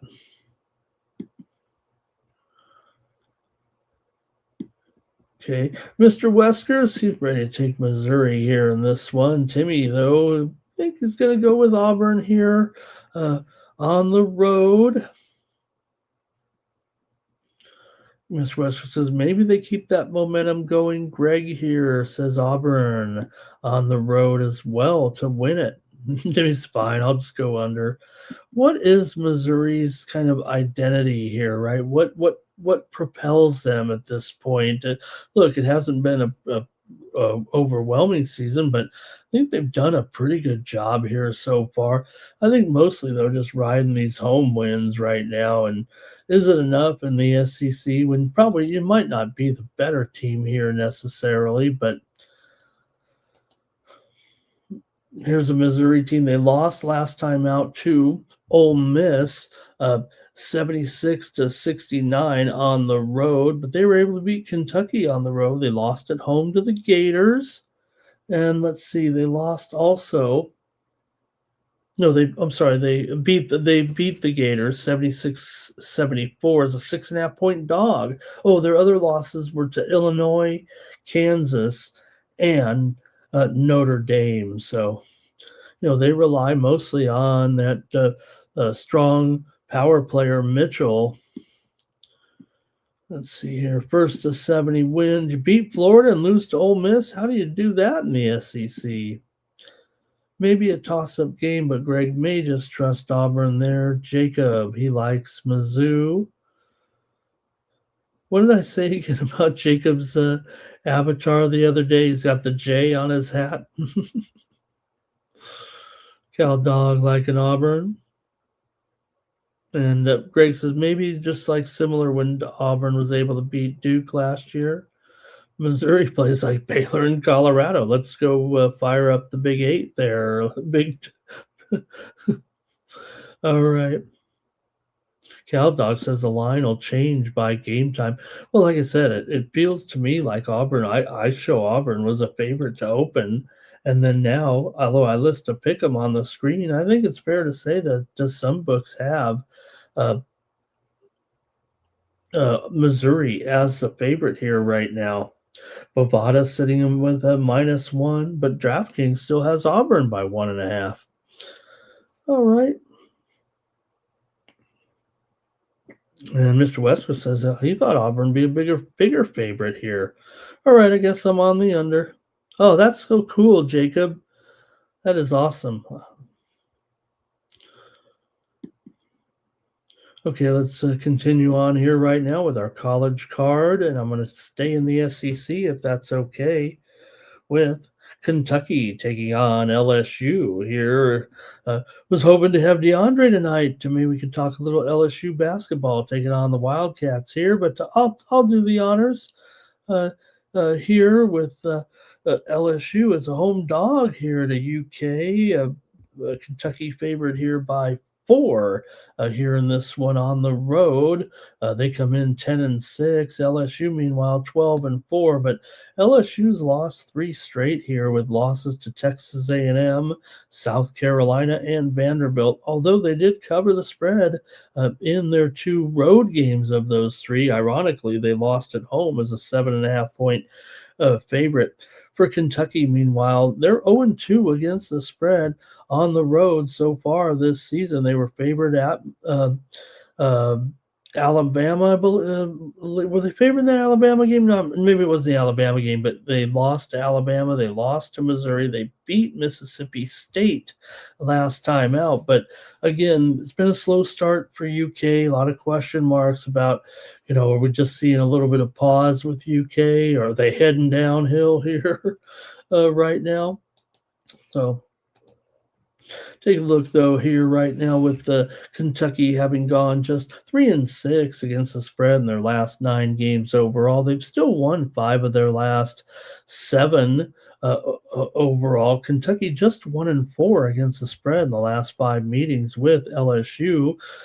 For example, UK won last year though 95-64 at home as a 12.5 point favorite. However, back in 2024, they lost at LSU here 75-74.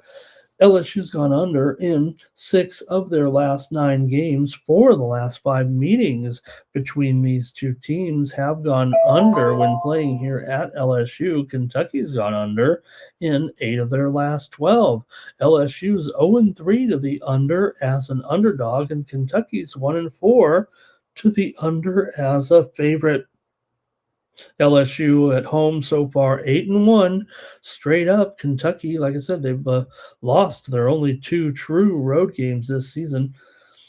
Let's see what you got in the chat. Here in this one, struggling Kentucky here against LSU. I kind of want to go to the total, but I've given out 2 totals so far. So let's see what you got. Timmy likes LSU and the points. Greg says Kentucky wins, but I think he likes LSU to cover. And Jacob, LSU on the money line. Greg says both teams have been kind of shaky this year. And it does seem like Kentucky just not the same this year right now, it feels like, for Kentucky. But this just feels like one of the more competitive games of the night here right now. Look, Otega away, definitely a pretty good player here for Kentucky, but maybe just not quite enough contributions from the frontline players a little bit. And that's what I thought too, especially with this high total. But I'll go ahead and take LSU plus these 4 points at home. They've always got to give Kentucky a little bit of a hard time, and just no signs yet that Kentucky is ready to turn it around or make anything of this season here right now. And nice to get a cover there against Mississippi State, but LSU's been the better cover despite losing those last 3 games. They are 3-1 ATS in their last 4. So I'm gonna go ahead and take the Tigers here in this one.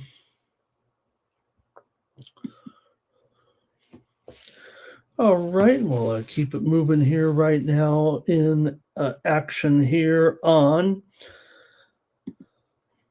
Wednesday night, and I'm going to head to my favorite team for once here on Night Move, San Diego State on the road, taking on Wyoming here in this one. Look, normally this should be a easy game for San Diego State, but my Aztecs have been up and down here for sure, and it's always an awkward trip for them into Laramie, but they are favored in this one. Both teams come in. Well, San Diego State's 11-4. It seems like they've turned it around, and that's usually what they do in conference play. It's not like they go out and play. They do play some tough teams. They play a relatively tough non-conference schedule, but sometimes they get burned in their non-conference schedule, and they just don't seem like they put together a good start. Some of their losses haven't been that great, but now they've gotten into conference play here, and they're starting to roll a little bit. They already have 4 straight wins here right now tied atop the standings. They've covered 3 of the 4 conference games.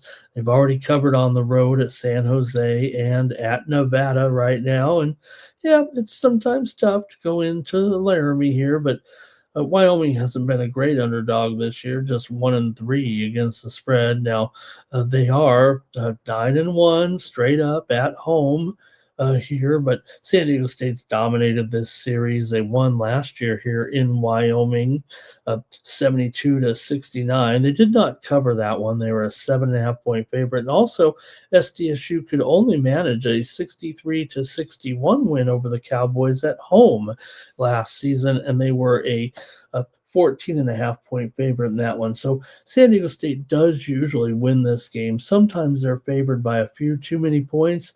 That's obviously not the case here with the spread at just 1.5. So San Diego State is 6-4 against the spread as a favorite, and Wyoming 1-3 against the spread as an underdog so far this season. So if you want to comment on this one, let me know what you have in the game here between San Diego State and Wyoming in Laramie here.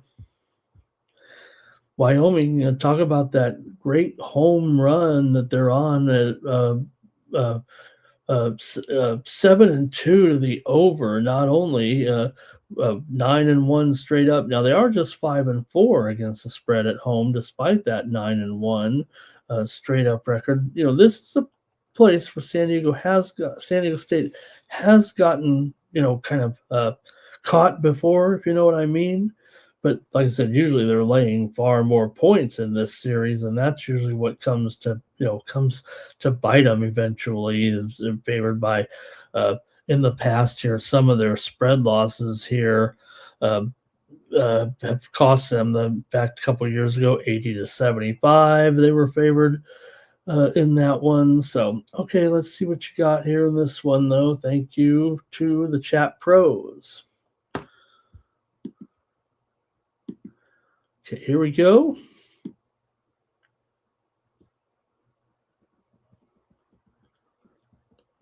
Okay, Mr. Westwood says go back and do Xavier there. Let me see if I can't get that in there. Like I said, I'm willing to try to wing it here on the fly and look at a few extra games for sure. Don't like to go out of order, but we can do that. I mean, Mr. Wesker, you're here every night, my friend. I mean, I'm willing to go back and find a game here and handicap it on the fly with you. Doing such a great job for me every night, giving us some extra content. I believe the chat pros are the most important part of the show. So, okay, this game seems like an over, says Cal Dog. Timmy says I like Wyoming here. Sounds like an under, but he just likes Wyoming this year. Greg says take San Diego State. They should barely cover. Wyoming has been pretty competitive. I mean, they're always tough at home, but like I said, San Diego State just turns it up during conference play. And you look at the Mountain West. Look, they have their work cut out for them this season. That's for sure. Not that they're not, going to be competitive here in the standings. I mean, right now they are tied for first with Utah State. Cal Dog might be on San Diego State here, but Wyoming comes in here just 2-3 right now. And, San Diego State with BJ Davis. And there was, let me see what the story was with Magoon Quath, my favorite player on the Aztecs. Let's see, because he was definitely banged up again here, but I don't think he's on the injured list right now for Goon Guath. In fact, Harris is questionable for Wyoming, and Belich is questionable as well. So it feels like Wyoming is a team with a little bit of health issues here. Okay. Mr. Westers may be willing to go with SDSU. Want to say hello and welcome in the chat to Tavon Morris. Great to have Tavon in the chat tonight. And Greg says, Wyoming's tough. San Diego always slightly better. Yeah, I mean, look, I'm an Aztecs guy. So, look, they've had their share of great success. And I was frustrated with the team's start out of the gate here, no doubt about it. I mean, they had losses already to Troy, to Baylor. I mean, that's Baylor, that might be acceptable, but through their other two losses were to basically the top two teams in the country, Arizona and Michigan. San Diego State plays a tough a tough schedule. So I think they can probably get it done here in this one against Wyoming. Give me the Aztecs on the road to keep it going right now. Look, they know they have to keep pace with this this Utah State team right now, and I will admit that Utah State's a better team here at this point, but San Diego State will have their shot. It's just so tough with uh, Falslove and MJ Collins of Utah State. Okay, let's see here. And for sure, Greg. They incredible run. I couldn't believe it. Uh, to get to play in the national championship game for San Diego State, and I root for all my San Diego teams. That was really something I won't forget because San Diego just doesn't bring championships home. They're not a championship city. They're not really even a great sports town. I just have to admit it. I was in denial for many years, but when you see you can't get the public to convince the politicians to help in building a stadium. Look, I know we should have private stadiums, but all right. Timmy, oh yeah, I love that channel. Timmy, always. I watch it every day. Okay, let's see. All right, I think that's it for that one. Let's go back. Let's see if we can't do one on the fly here for Mr. Weskers. He wants to head into the Big East for a toss-up game here, pretty much. Let's check it out. Thank you, Mr. Weskers. Mr. Wesker, you could send us some social media if you want. Tell me what games to pick. Before the show or something. Maybe an hour or two before the show. That way we'll have it ready to go. But how about that? You asked for it, you got it. Toyota. Butler here on the road taking on XU tonight in Ohio. You got Butler coming in here 10-6, but riding a 3-game losing streak. For XU here, they're 10-7. They just snapped a 3-game losing streak with a 97-94 win at home against Providence. Before that, they had consecutive losses, of course, to UConn, but also at DePaul. You don't want that. And then at Marquette, they lost 66 to 65. For Butler here, their losses were to Creighton, Villanova, and to St. John's. They failed to cover as an underdog against St. John's at home, losing 84 to 70. Xavier is 8-3 straight up at home. Butler is 0-3 straight up on the road. But Butler, here they are. If they are favored here, they are a pretty good favorite so far this season, but usually have been favored by a little bit more. Butler is 3-1 against the spread on the road, despite some woes here against the spread overall. In fact, they've gone just 3-7 against the spread in their last 10 games coming into this one. So for Xavier here, they've been a big time over so far this season. 12-5 to the over so far. 9-4 to the over at home coming in this one as well. So definitely seen Xavier put up some points here and also give up some points in some of these games. In fact, that last game against Providence, 97-84. It was not an overtime game. That one went way over. It was 167 on that night. So a big score there. And of course, the 3 losses before that. So go ahead, Mr. Weskers. This one's all you here with this matchup. The two teams did meet a couple times last season, and the game here at XU was won by the Musketeers 76-63. They did cover 7.5. They also won on the road 91-78, covering 3.5. So XU's had their number here a little bit right now, and they are at home here, but but Butler hasn't been a terrible cover. They're 9-7 ATS. And let's go to the comments here a little bit. See what you got in this one. All right, Mr. Eskos wants to take Xavier here. I do too. And Timmy says, "When's Butler gonna win?" Here, a little bit of a losing streak right now in conference play.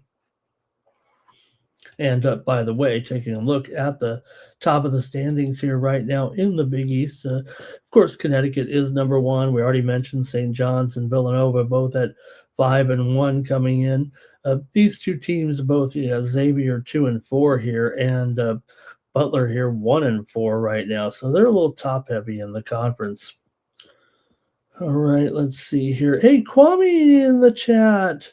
Yeah, he says, "What's your best bet? Please, what's the best bet here?" All right. Final.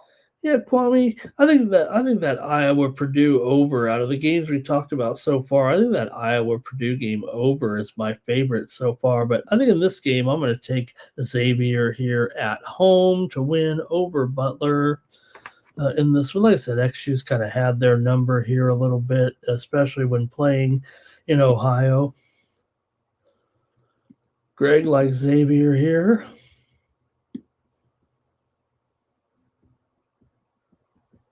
And let's see. Mr. Wester thinks Butler might be a public favorite here. Cal Dog on Xavier. Timmy Two Shoes on Xavier. And how are Butler favored here on the road at Xavier right now? Yeah, I don't. Maybe the fact they've been over. Maybe they have been overrated a little bit, but I don't know. Both teams pretty decent against the spread right now, but just to me, Xavier here, decent at home for sure. But Butler, like I said, 0-3 on the road so far. Loss to Creighton last time out, 89-85. They actually got the number though in that one. They were getting 5.5. So. Other than that, for Butler this year, their losses were to SMU, to Boise, and then these conference losses here to UConn, Creighton, Villanova, and St. John's. They did beat Providence for their to open the season 1-0 in conference play, but that one even took 2 overtimes. And Greg says they miss Coach. He says Xavier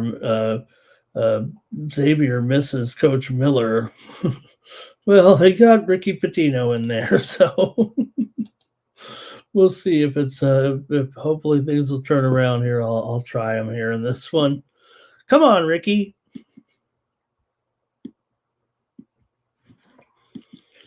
All right, next up, let's try this one here. This might be it. The rest of the cards are pretty okay. I think we can find one or two more here I've got lined up for us. There's Central Florida taking on Kansas State in this one. Look, Central Florida's had some nice wins. We've already talked about it a little bit, but still you got to go on the road here, taking on Kansas State in Manhattan. Kansas State favored at home here by 2, and the total here 171. Hello,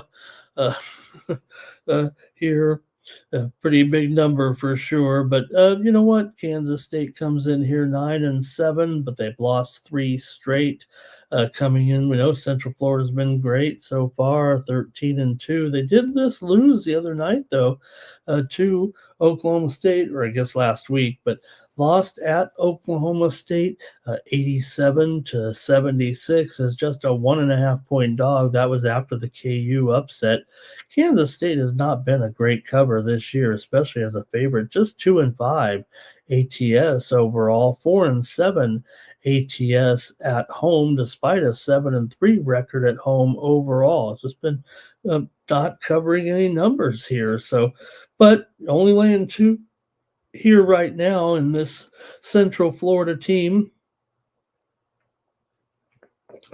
Comes in here off of a win over Cincinnati, 73-72, although they did not get the money in that one. They were favored actually by 2.5. Central Florida is just not great on the road. Even this season so far, they're 1-8. straight up in their last 9 games on the road. I think there's only their third true road game, so some of that's dating back to last year. But when you're talking about dating back to last year, you're talking about conference games. That's where they left off. I mean, they were one of those teams just played a lot of home games during the preseason slate. But Central Florida has looked pretty good in conference play, covering these numbers so far and dating even back to last year. Right now, 6-2 ATS in their last 8 conference games overall. But Kansas State, they're not a great cover either. They're 1-4 ATS and 2-7 ATS in their last 9 at home. Kansas State has gone over in 4 of their last 5 games. Central Florida's gone under in 6 of their last 8. Talking about Central Florida and their great spread record in Big 12 play, Kansas State hasn't covered yet in conference play. And not only that, they weren't covered at the end of last season either. So see what you have here in this one with Central Florida taking on Kansas State here in action on Wednesday. And I'll hear from you folks in the chat. And this one should be a very competitive Big 12 game here. We talked about the Big 12 here a little bit, but again, the standings at the top: Houston, Arizona, BYU, Iowa State now with a loss, obviously. Central Florida does come in 2-1. Kansas State's looking for their first conference win of the season here right now. So let's hear from you in the chat in this one. But with Kansas State, 0 so far this season in conference play, but also they have not covered the spread in either of those 3 games either. Okay, here we go. Next up, I'm sorry, let me get to the chat pros here. And could Greg Gibson, right? Greg Gibson says, could Patino end up there in Kentucky? And following his dad's footsteps there a little bit. Okay, Greg says 87-85 UCF there. And let's see, Mr. Wester says he thinks UCF can come in and make a statement here. UCF beat Kansas. They can certainly beat Kansas State. And Cal Dog liking UCF as well. And I think that might be it from the chat All-Stars. I got to take Kansas State here in this one. Let's see here. I do want to take a peek just real quick at some of the action on the total in this one. But I think we're already committed. Okay.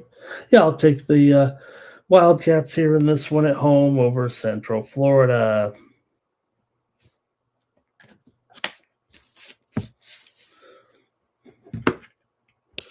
All right, gonna have a few more here on the college card. Look, we got a big college card. We got to look at some of these great games here right now for sure. Let's go to Happy Valley. Let's go to College Station right now with UCLA on the road taking on Penn State in this one. Go to some Big Ten action right now with the Bruins favored on the road against the Nittany Lions here. UCLA, look, they're 11-5 coming in. Penn State just 9-7. Penn State with 3 consecutive losses here right now in Big Ten play, but they covered them all. They were underdogs to Illinois and Michigan at home. Hey, we took them plus 24 in that game against Michigan. Easy cover. They almost beat Michigan. And they did cover also against Purdue. So, look, Penn State's been getting plenty of points, but I will say that in those games they were getting, an average of, I think, almost 20 points. For the Bruins here, meanwhile, they are coming off of a home win over Maryland in their last outing, but they do have conference losses on the road to Iowa and Wisconsin. Fell fell pretty short in those games. Actually, the two teams met last year at UCLA at Pauley, and it was 78-54. The Bruins won that one as a 10-point favorite, but this feels like it will be tougher. UCLA is already just 1-4 against the spread on the road so far this season. Penn State not great, 5-7 ATS at home, but they are 4-2 ATS as an underdog here. So UCLA's off to 11-5 start as mentioned, but just 1-4 against the spread in their last 5 games.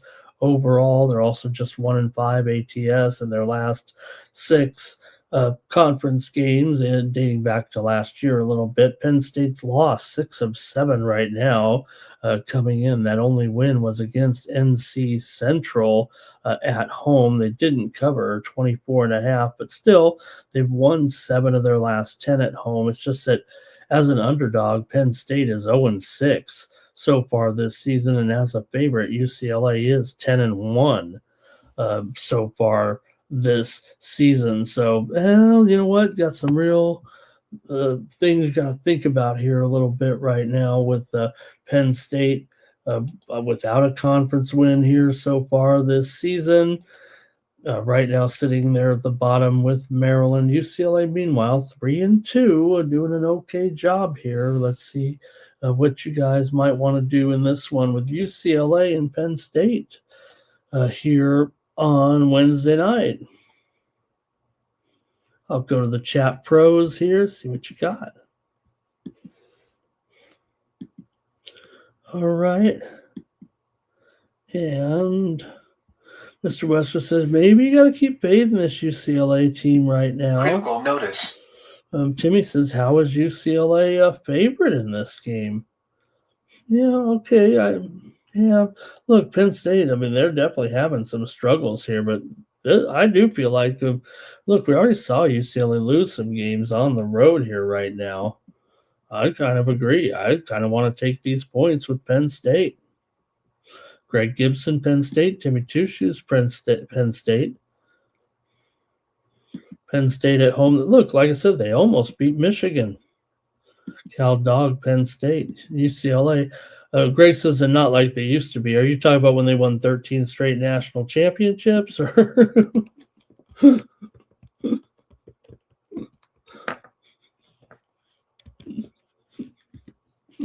don't think it was 13 in a row, but it was 10 and 13 years anyway, right? 7 straight ties, or 10 and 12 years. It's been so long. I mean, I had just started to realize what college basketball was, and the dynasty was over. I mean, I was only 6. You only remember when you're like starting to be 6 or 7, and I was so into sports as a little kid, I couldn't believe that UCLA. I just thought that's what UCLA was. I didn't know, and I saw the first. Saw some great games there. I just remember that game against Houston was such a big television event, and for someone that didn't even understand the landscape of sports at that time, all I knew was UCLA. They were the team that was on TV every week. What would they call that channel that UCLA was on? Like every week, and they'd say, "Oh man, I can't even think." I'll go into Chat GPT when I'm done with this, and that'll remind me. All right, give me the Nittany Lions here. I'm taking Penn State. All right. Hey, you got a couple more. Hey, we still got hockey. Stay tuned. We still got hockey here tonight. But let's go to a couple more here. I've got the Tar Heels going to be on the road here, and they're taking on Stanford in the Transatlantic Conference, as I like to call it. Transatlantic Coast Conference. North Carolina on the road here taking on Stanford. They're a 2.5-point favorite here in this one. Two teams maybe so far. I don't know if it's not living up to expectations. Maybe it's just, these teams aren't, again, like some of the others, just not as they used to be. But Carolina's still ranked 14th. They're 14-2. Let's not slight them. Stanford's 13-4, doing a pretty good job as well, though they're coming in off of a loss at Virginia, just 70-55. They did not cover in that one. They do own wins and covers over Virginia Tech and Louisville, but they did lose in that bizarre home game to Notre Dame 47-40. Stanford's 4-1 against the spread as an underdog. North Carolina is just 1-3 against the spread on the road, but Carolina did win last time out against Wake at home 87-84, but they did not cover. They lost at SMU 97-83. They did win and cover at home against FSU. These two teams met last year at Carolina. Stanford won 72-71 as a 12.5 point favorite in that game. So I don't think I'm too interested in North Carolina here, but let me hear what you guys think. Carolina has won 7 of the last 8 meetings, but just, they just in the conference play last year. All those others are really kind of long term here, but Carolina's won 8 of their last 9 coming in. They've gone under in 7 of their last 10, but they've gone over in 6 of their last 7 on the road. These two teams are a combined 12-21 to the under. So far this season. Stanford's gone under in 4 of their last 5 games at home. So let's see if you want to make a pick here with me on this one, with Stanford hosting North Carolina here in the Bay Area on Wednesday night. Thank you for joining me here on Night Moves. Having a great time here with you guys. All right, let's see here. And Mr. Weskers did take Stanford to win on the money line. And Mr. Weskers says Stanford. Yeah, we did do a good long segment here, Timmy Tucci, probably because, most like I said, even though I got the hockey on deck here, there's really just a couple of games, actually. And like I said, the NBA, we only had 7 games. So we got to talk a little college ball tonight. Greg says 85-82. And taking Stanford is gambling here. I don't know. I kind of want to take them, but actually I talked up those totals a little bit, but I've got the over in this one. I think I'm just going to take the over here with Stanford and North Carolina. I like the over in this one. All right. And let's see. Yeah, I agree, Mr. Weskers. I agree with this take. You remember Stanford has dominated a lot of different sports over the years. I mean, here's a school, they've won the award before, right, for the best athletic program. All right. Hey, I've got one more, if that's okay, you guys, here on Wednesday night I've got TCU taking on BYU here tonight. And yeah, pretty big spread, but I want to look at one more here with BYU at home. They are laying 12.5 here to TCU, but just wanted to cover them a little bit. Like we said, we're talking about the conference action here right now in the Big 12. So I want to make sure we hit at least a little bit at the top of the standings with BYU undefeated here coming in. TCU is just 1-2 right now in conference play, but I want to talk a little bit more about Diabate and what he's meant right now to this BYU team. He's obviously pretty terrific here. BYU, though, just 9-7 ATS. TCU's actually covered all 3 of their true road games so far this season. Usually BYU a little bit favored, a little too heavy here in some of these games. They failed to cover on the road against Utah, but they did cover at home against ASU, laying 17.5. Here for TCU, they just lost to Arizona 86-70 at home. They also lost to KU 104-100. We mentioned that that game going to overtime there, maybe ran out of gas a little bit. They also beat Baylor at home 69-63. So just want to take a look at one more game, and I want to take a look at BYU here.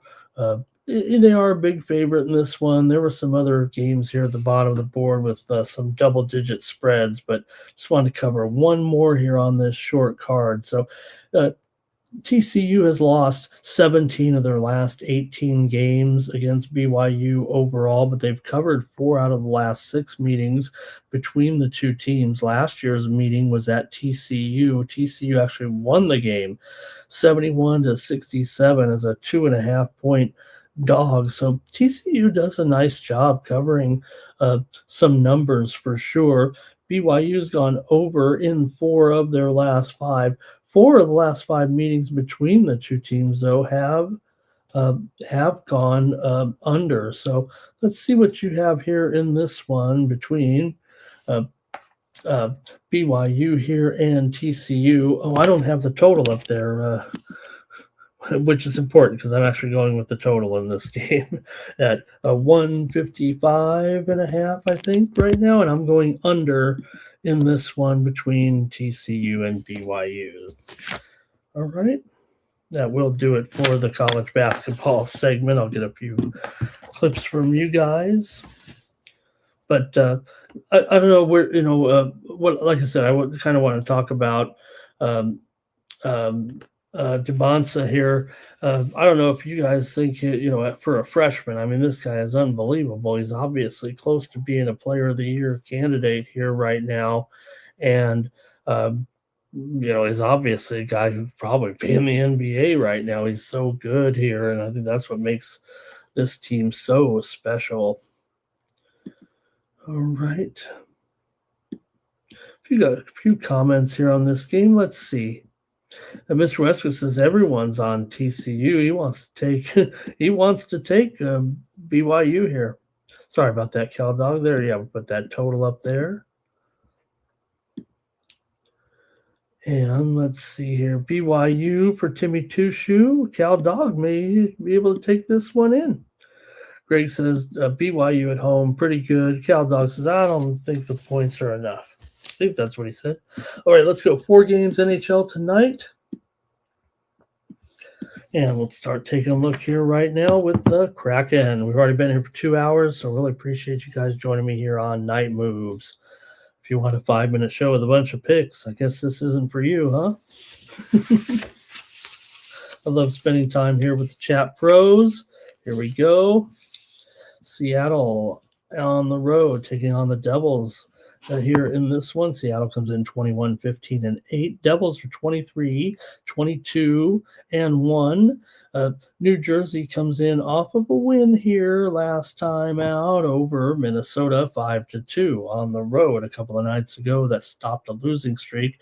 Seattle's been playing terrific, man. They won again over the Rangers on the road last time out. Yeah, they did have a couple of losses in there against good foes, Carolina and Minnesota, but they were in those games too. In fact, they had the loss to Carolina, but before that, the game against Minnesota was an overtime loss, so they got a point there as well. Seattle's just been playing. They've really turned it around here this season.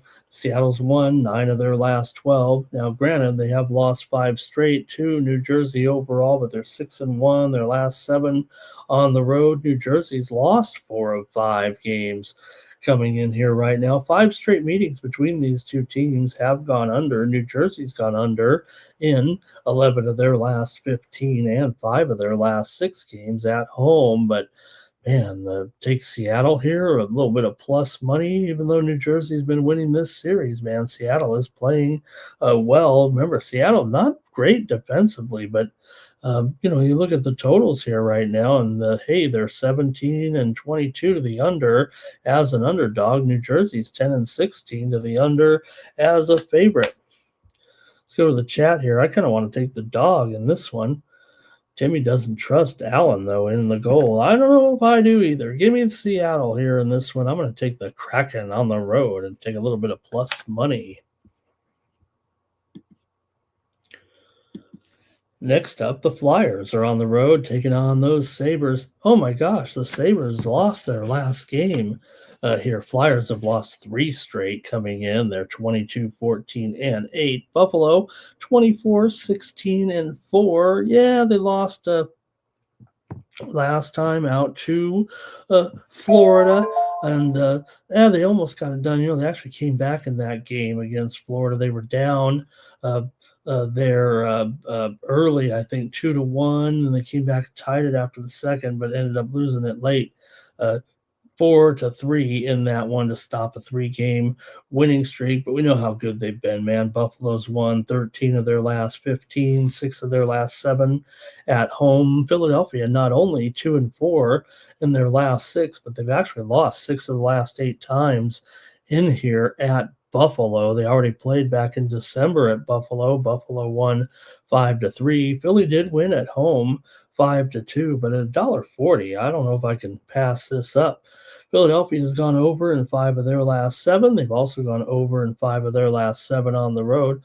Buffalo's 12-8 to the over as a favorite, and they've gone over in 4 of their last 5. 5 straight meetings between these two teams have gone over. I think the Sharps are probably going to want to take the Flyers here, but it's not a great series for the Flyers. I don't know if I want to be on them, but I will say I feel like the Sharps are kind of on the Flyers here. But you know what? They've kind of been, fading the Sabres here a little bit. I'm going to take the over, though, I guess, as my play in the end here.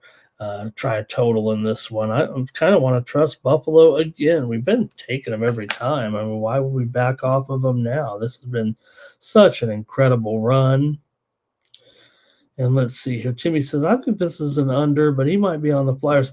Look, the Sharps are going to be on the Flyers here, and it's giving me pause here just a little bit. I kind of want to take Buffalo. Greg's on Buffalo here, but I'll take the over as 6 goals here as my play. It is currently 6 over 15 or so, 6 over 20. Thank you. And, Timmy, you're right. I mean, there's got to be regression. I don't think anybody saw this coming for Buffalo. I mean, they got some nice players, but, they weren't in position this season to make a big run or anything. But, hey, this is hockey, and you can get hot. Next up, the Senators are on the road taking on the Rangers here. Senators a road favorite in this one. These two teams are struggling all of a sudden, man. Well, we know the Rangers have been struggling, but we're basically dealing with the last place teams here right now. You got the Rangers currently in last in the Metro. You got the Rangers currently in last, or I'm sorry, the Senators currently at last in the Atlantic. We already know Shesterkin is injured here. Quick is being forced into more action here right now. And hey, I love Quick, but man, he's getting a little old, a little long in the tooth. And you can have Reimer in here for the Senators. And this one, Senators are coming in off of a win here over Vancouver, 2-1 at home. They haven't played great, but they got that one done. Rangers, meanwhile, have lost 4 straight. They just lost to Seattle. We know the Rangers at home is a bad idea. They're 5-12 at home so far this season. They've lost 7 of their last 8, 5 of their last 6 at home. Ottawa's lost 5 of the last 6 games to the Rangers here. It's been a tough matchup for them, but usually we've been fading the Rangers at home. Still, you gotta lay it here with Ottawa right now at $1.15. Ottawa's gone over in 8 of their last 11 games on the road. The Rangers have gone over in 4 of their last 6 games, but they're 6-15 to the under at home this season. They've had scoring issues basically at home.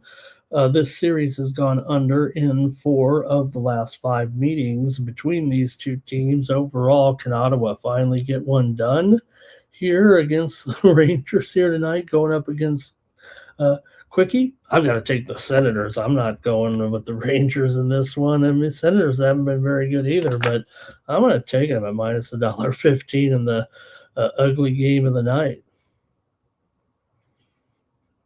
Okay, Timmy says, you know what? Maybe this is going to be a little bit of random goals here. Maybe Timmy's on the over. And Timmy says, got to take the Rangers eventually. They got to beat somebody. This might be the team they should be able to do it against here at the battle of last place teams. All right, this should be a little better. We've got the Kings hosting VGK here. Golden Knights, 4-game winning streak here right now, looking pretty good at this point. Consecutive wins here over Winnipeg, Columbus, St. Louis, and San Jose, all convincingly here, actually, especially the last 3 games. They've outscored their opposition 16-7 here right now, and maybe they're turning it around again.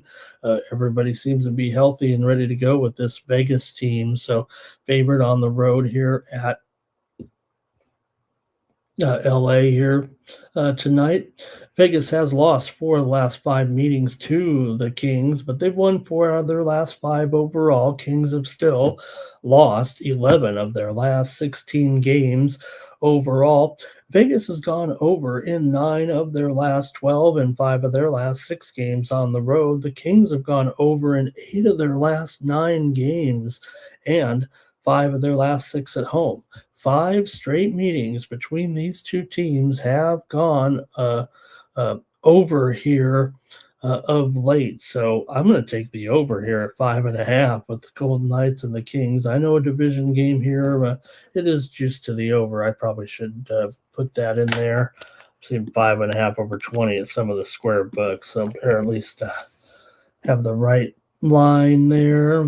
I'll take the over in this one. Look, I know that, yes, when you're talking about the Kings here, you get a lot of unders, especially when they're home and when they're a dog too. They're 6-10 to the under overall, but this series has been an over, and the Kings usually get the Golden Knights here, but I don't know if they're playing well enough. Give me the over, though, Vegas and LA. I think that's it for night moves. Let me get any more plays from you guys. Kempe, anytime goal. Cal Dog on the under. Timmy thinks it could be 3-3 by the time they get to the finish. Thanks, everybody, for joining me here on Night Moves. I'll be back tomorrow at 3 a.m. Eastern and midnight Pacific, or shortly before. We'll get the show going here on Night Moves. Check a look at the action for Thursday night as we keep it rolling here with basketball and hockey, and hopefully get ready. Man, let's get to the weekend. Got golf coming up this week too, getting the season really going. I saw that news today with Brooks Koepka coming back to the PGA Tour. Could we see more defections off the LIV Tour? The LIV Tour is going to 72 holes this season in their tournaments. I think that was kind of one of the requirements of some of the majors there a little bit when they were saying, hey, if you guys want to really be participating in our majors program and we're going to let you in, you got to at least play 72 holes in your tournament. So the LIV Tour is actually moving to 72 holes this year. I don't know if it's I think it is for all the events, but I didn't look too closely. So, okay, that's going to do it. Thanks a lot, everybody. Make sure you head on over to TonySpicks.com and check me out over there. Look, there's my 3-day pass for $99. You get plenty of picks from me with these passes. Also, the weekly All Sports Pass.